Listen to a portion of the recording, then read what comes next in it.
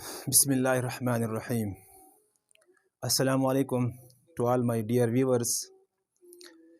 जैसा कि 19वीं सेंचुरी तक जब तक क्लासिकल फ़िज़िक्स का पीरियड चल रहा था, फ़िज़िक्स के अंदर बड़ी ही स्टेबिलिटी थी।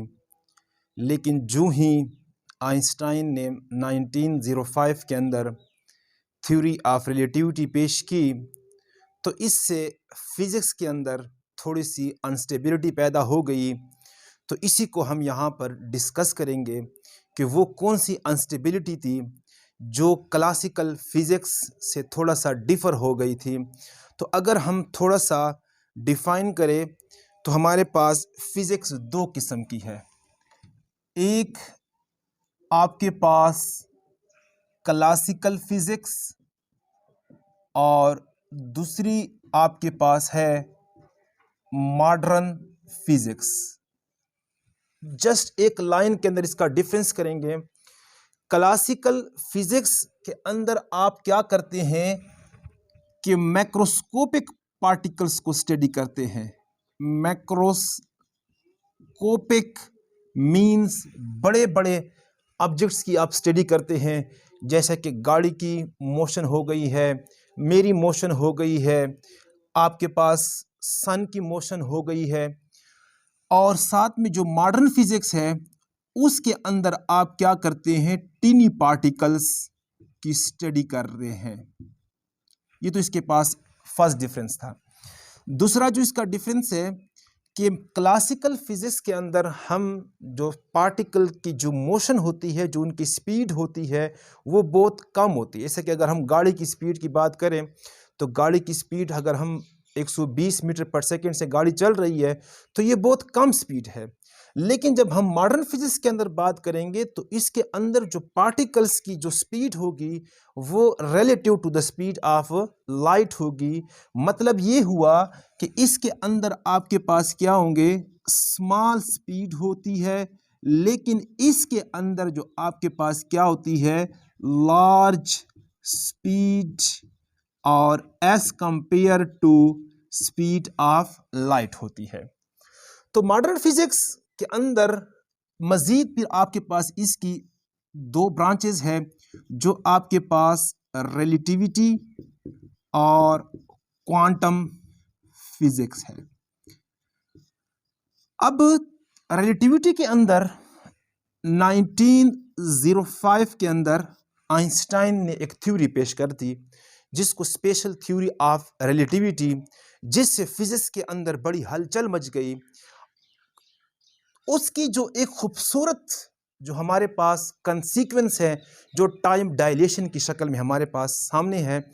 अब इस बात को दिमाग नहीं मानता। फिजिक्स का जब ये कानून आइंस्टाइन ने पेश किया तो उस वक्त के जो लोग थे वो इस बात से इत्तफाक नहीं करते थे, और वो बड़ी खूबसूरत सी बात है। उसका कंसेप्ट ये था कि मेरे पास दो फ्रेम्स हैं।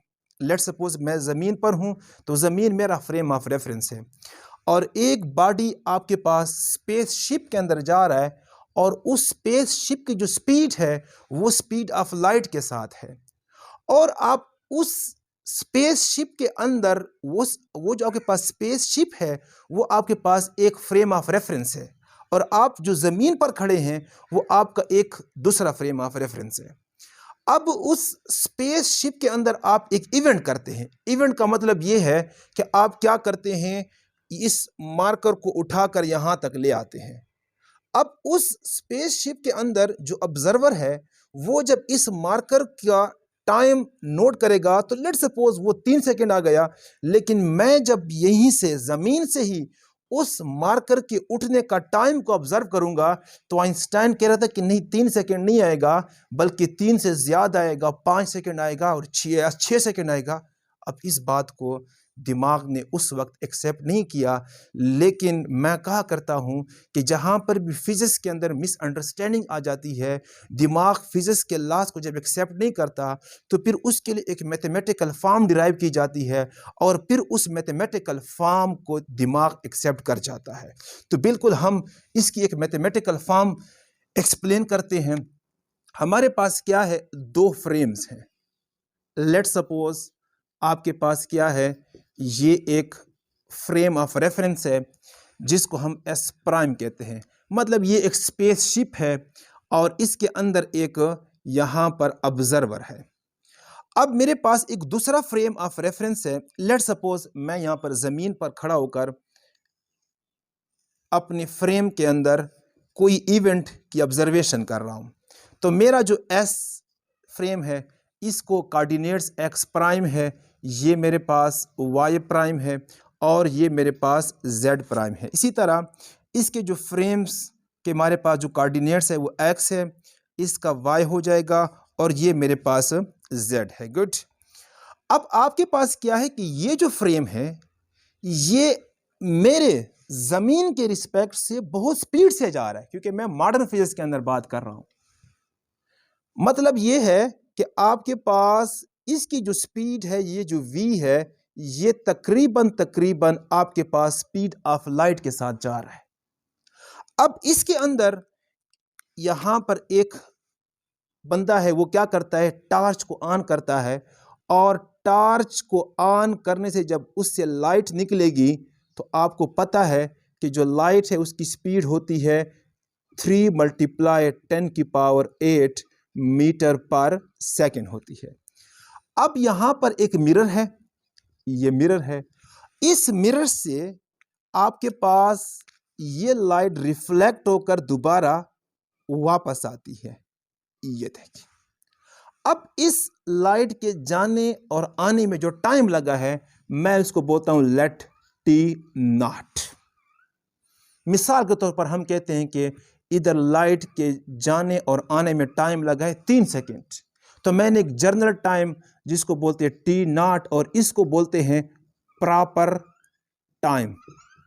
प्रॉपर टाइम का मतलब ये है कि आपके पास जिस फ्रेम के अंदर इवेंट हो रहा है आप उसी इवेंट की ऑब्जर्वेशन भी उसी फ्रेम के अंदर ही कर रहे हैं। लेकिन जब आप इसी लाइट के जाने और आने का टाइम इधर ऑब्जर्व करेंगे, यहां पर एक दूसरा ऑब्जर्वर है, तो उसके लिए फिर जो टाइम होगा वो क्या होगा, आपके पास टी होगा और ये जो टी है ये आपके पास टी नॉट से ग्रेटर होगा। दिमाग इस बात को नहीं मान रहा। तो उस वक्त भी 1905 के अंदर आइंस्टाइन के साथ कोई मुत्तफिक नहीं था, लेकिन जब उसने मैथमेटिकल फॉर्म पेश की साइंटिस्ट ने, तो बिल्कुल फिर हमारा दिमाग इस बात को एक्सेप्ट कर गया। तो हम भी क्या करते हैं, इसकी मैथमेटिकल फॉर्म की तरफ चलते हैं कि कोई ऐसी इक्वेशन है जो मुझे रिलेट कर सके कि ये जो टाइम है इस टाइम को बोलेंगे relativistic time. Relativistic time, relativistic time का मतलब ये है कि आप क्या कर रहे हैं, यहाँ पर स्पेसशिप के अंदर एक इवेंट को ऑब्जर्व कर रहे हैं और आप यहाँ पर ज़मीन के ऊपर खड़े होकर उस स्पेसशिप का जो इवेंट है उसको ऑब्जर्व कर रहे हैं। तो आपका जो टाइम है वो रिलेटिविस्टिक टाइम है, क्योंकि वो जो स्पेसशिप है वो एक स्पीड के साथ जा रही है और वो जो स्पीड है वो तकरीबन आपके पास स्पीड ऑफ लाइट के साथ जा रही है। ठीक है जी। अब हम क्या करते हैं, अगर इसको थोड़ा सा एक्सटेंड कर ले हम यहाँ पर, तो आपके पास क्या है कि जब यहाँ पर लाइट गई तो इस बंदे ने ऑब्जर्व किया कि लेट सपोज लाइट यूं गई, क्योंकि आपके पास ये जो फ्रेम है ये क्या कर रहा है, आगे जा रहा है। ये फ्रेम रुका हुआ है और ये फ्रेम क्या कर रहा है, आगे जा रहा है। तो इस ऑब्जर्वर को नजर यूं आएगा कि ये जो लाइट है ये आपके पास डायगोनल शेप में चली गई। यहां पर फिर क्या है, आपके पास एक मिरर है और फिर उसके बाद क्या हुआ, क्योंकि वो फ्रेम तो मूव कर रहा है और आपके पास क्या है, उस बंदे को फिर ऑब्जर्व यहां पर होगी, क्योंकि वो क्या कर रहा है, वो जो फ्रेम है वो फॉरवर्ड मूव कर रहा है। तो आपके पास क्या है कि अब इसको यहां से लेकर यहां तक जो आपके पास पाथ नजर आया है, तो इसका जो टाइम है वो मेरे पास टी होगा, जिसको मैंने कहा रिलेटिविस्टिक टाइम है। तो इसके लिए मैं क्या करता हूँ, एक ऐसी मैथमेटिकल फॉर्म डिराइव करेंगे जो मुझे टी और टी नॉट के आपस में क्या कर दे, रिलेशन बता दे। तो बिल्कुल अगर मैं इसको इससे मिला दूं तो ये आपके पास क्या है, अगर मैं यहाँ पर टी नॉट की इक्वेशन निकालूं तो आपके पास जो टी नॉट होता है वो आपके पास डिस्टेंस डिस्टेंस, अब इस लाइट ने कितना कवर किया है, लेट सपोज मैं कहता हूं इसने एल डिस्टेंस कवर किया है, लेकिन कवर भी किया है और वापस भी आया है ना, तो मेरे पास क्या हो जाएगा, 2L हो जाएगा। उसके बाद मेरे पास क्या हो जाएगा, यहां पर क्या हो जाएगा आपके पास C ना, क्योंकि आपके पास जो स्पीड की इक्वेशन होती है v is equal to distance divided by time, तो मेरे पास क्या है, टाइम को मैं इधर ले आया हूं, लेकिन मैंने डिस्टेंस को यहां क्या लिया है, 2L लिया है, क्योंकि इसको यहां पर लाइट गई भी है और आई भी है, लेकिन ये जो L है ये आपके पास just distance from the observer to the mirror है। इसी तरह मेरे पास क्या है कि ये जो डिस्टेंस है ये अब इस फ्रेम ने क्या किया है, कवर किया है, जिसको मैं बोलता हूं कैपिटल D। अब ये कितना होगा, तो आपके पास डिस्टेंस ये हो जाएगा VT हो जाएगा, क्योंकि वही चीज है, डिस्टेंस मैंने निकालना है, तो ये टाइम क्या हो जाएगा, V के साथ मल्टीप्लाई हो जाएगा। अब ये V कौन सा है, ये आपके पास क्या है कि उस फ्रेम की स्पीड है जिसके साथ वो आपके पास फ्रेम क्या कर रहा है, मूव कर रहा है। और ये कौन सा टाइम है जो आपके पास क्या है कि इस इवेंट को यहां पर लगा है। तो मैं क्या करता हूं, यहां से एक राइट एंगल ट्रायंगल बना लेता हूं और इसको नाम देता हूं ABC और इसको नाम दे देता हूं E। तो मैं क्या करता हूं, फ्रॉम ट्रायंगल, कौन सी ट्रायंगल है, ट्रायंगल ABE, इसके ऊपर मैं क्या करूंगा, एक फिथागोरस थ्योरम लगाऊंगा। फिथागोरस थ्योरम क्या कहता है कि हाइपोटेन्यूज का square is equal to base का स्क्वायर प्लस परपेंडिकुलर का स्क्वायर है।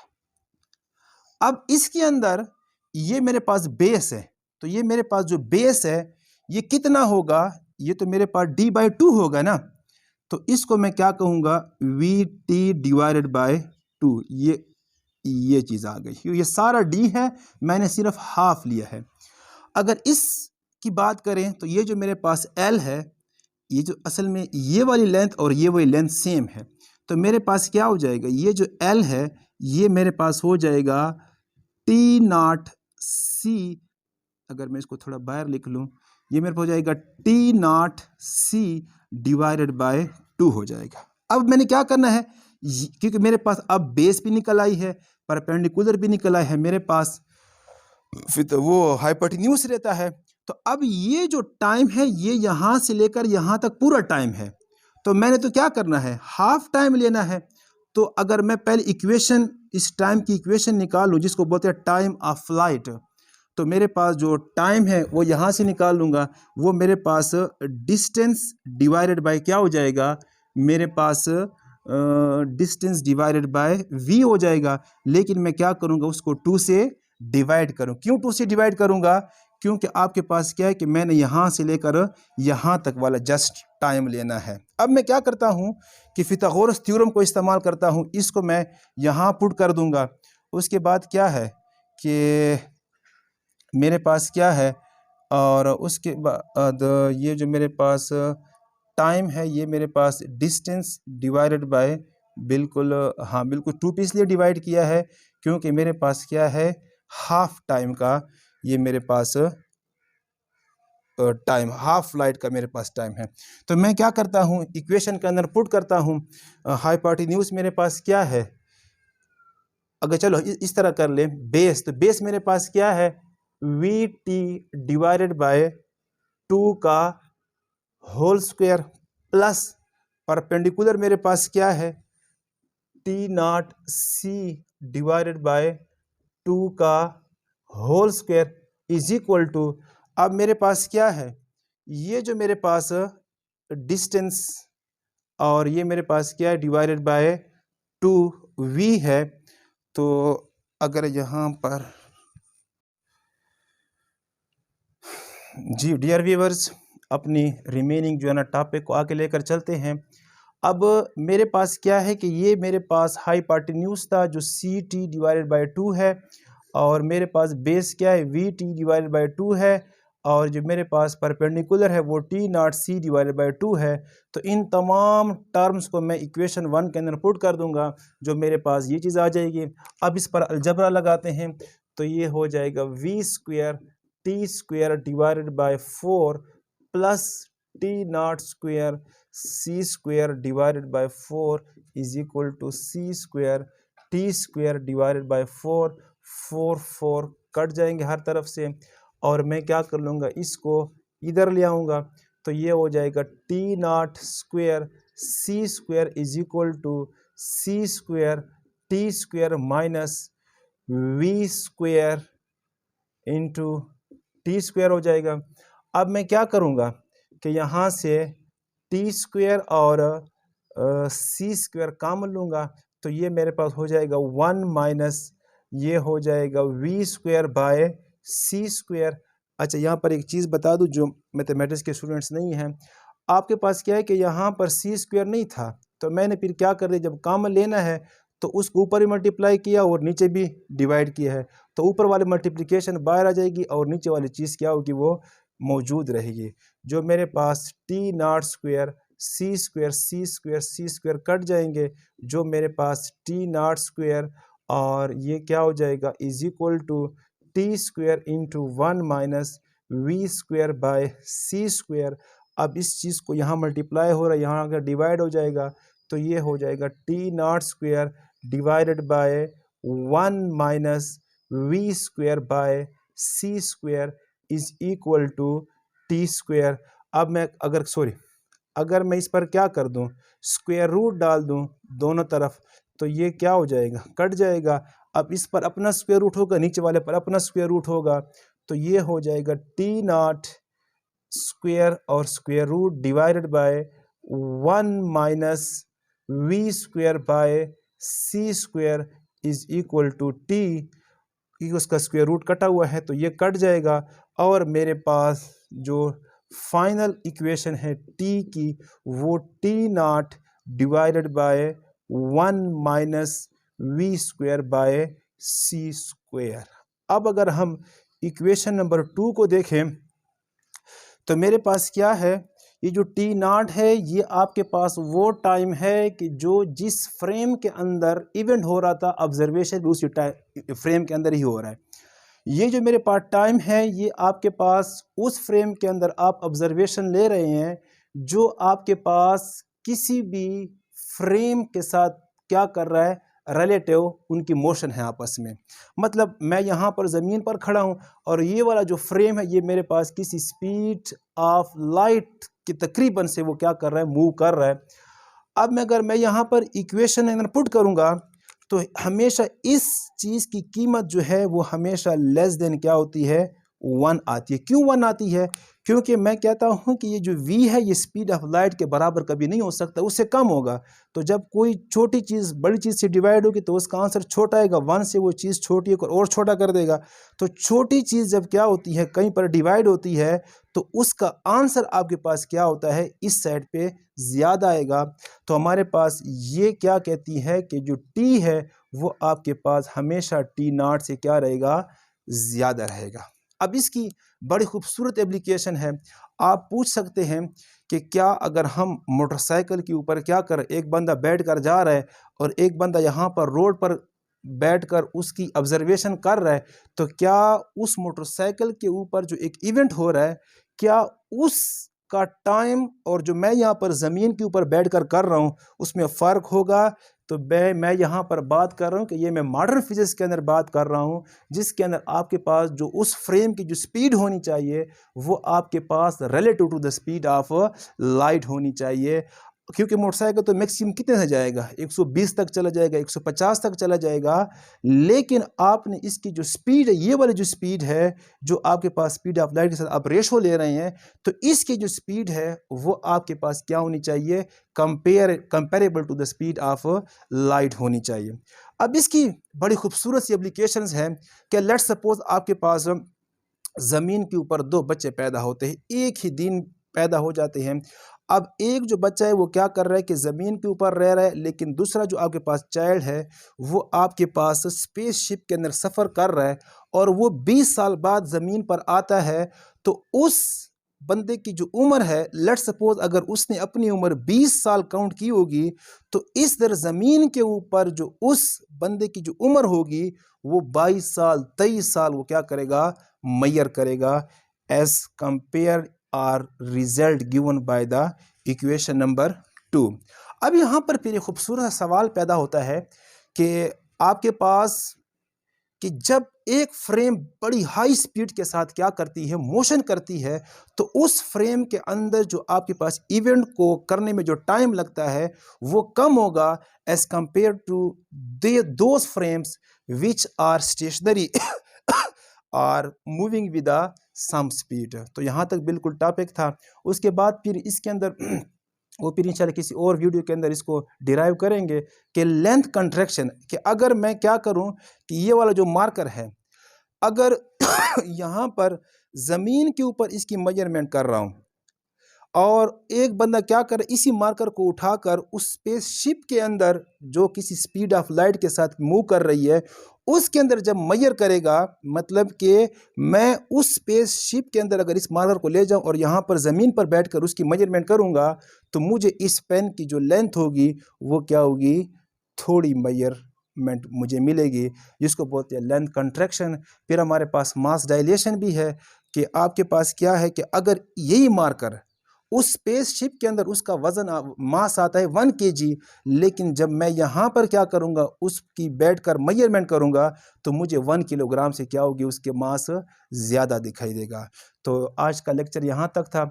उसके बाद फिर इंशाल्लाह मॉडर्न फिजिक्स को जो है किसी और लेक्चर के अंदर भी आगे लेकर चलाएंगे कि क्लासिकल फिजिक्स के अंदर वो कौन सी बातें थी जो मॉडर्न फिजिक्स के अंदर फिर हमें उनको चेंज करना पड़ा। शुक्रिया जी।